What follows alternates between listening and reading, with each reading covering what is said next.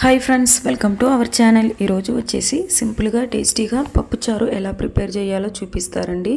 ई पप्पुचारु चेयडम चाला सिंपल अंडी अंड चाला टेस्टीगा कूडा उंटुंदी।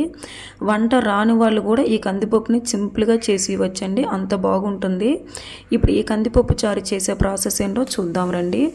ముందుగా అయితే ఒక పెద్ద గ్లాస్ నిండా కందిపప్పు అయితే తీసుకొని ఒక 3 టైమ్స్ దాకా కూడా నీట్ గా వాష్ చేసుకొని ఒక గ్లాస్ కందిపప్పులకి 3 గ్లాస్ దాకా వాటర్ అయితే వేసుకొని హాఫ్ అన్ అవర్ ముందుగానే నాననివ్వండి। కందిపప్పు అనేది హాఫ్ అన్ అవర్ ముందుగానే నానడం వల్ల పప్పు అనేది బాగా మెత్తగా బాయిల్ అవుతుందండి, అండ్ టేస్టీ కూడా చాలా బాగుంటుంది।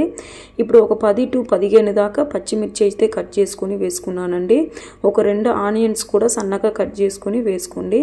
ఇప్పుడు ఒక 4 సన్నగా కట్ చేసి పెట్టుకున్న టమాటా ముక్కలు, ఒక చిన్న నిమ్మకాయ సైజు చింతపండు, 1 టేబుల్ స్పూన్ ఆయిల్ అయినా నెయ్యి అయినా, ఒక హాఫ్ టేబుల్ స్పూన్ పసుపు కూడా వేసుకొని ఒక 6 విజిల్ వచ్చేంత వరకు కూడా బాయిల్ చేయండి।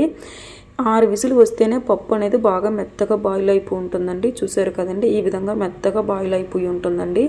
ఇప్పుడు ఈ పప్పునైతే బాగా మెత్తగా ఎన్నిచ్చేసియండి। పప్పు అనేది ఎంత మెత్తగా ఉడికితే పప్పు చారు అనేది అంత టేస్టీగా ఉంటుందండి। ఈ విధంగా బాగా మెత్తగా ఎన్నిచ్చేసుకుని ఈ పప్పునైతే పక్కన ఉంచండి।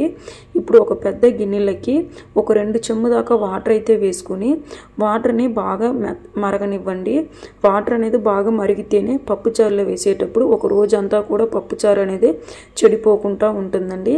ఇప్పుడు పప్పునైతే బాగా ఎన్నిచ్చేసి పెట్టుకున్నాం కదండి, ఈ హాట్ వాటర్ అంతా కూడా వేసుకొని కరెక్ట్ గా సరిపోయేంత వాటర్ అయితే వేసుకొని ఉప్పు కారం అంతా కూడా సరిపోయిందా ఒకసారి చూసేసుకొని సరిపోకపోతే సాల్ట్ కూడా వేసుకొని బాగా కలుపుకొని పక్కన ఉంచండి।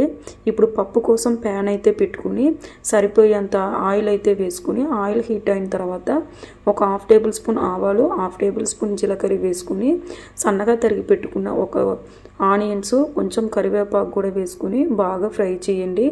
ఆనియన్ అనేది బాగా గోల్డెన్ బ్రౌనిష్ వచ్చేంత వరకు కూడా ఫ్రై అయిన తర్వాత మనం ముందుగా ఎన్నిచ్చి పెట్టుకున్న పప్పు చారు అంతా కూడా వేసుకొని బాగా కలుపుకొని ఉప్పు అంతా కూడా సరిపోయిందో చూసుకొని సర్వ్ చేసుకోండి।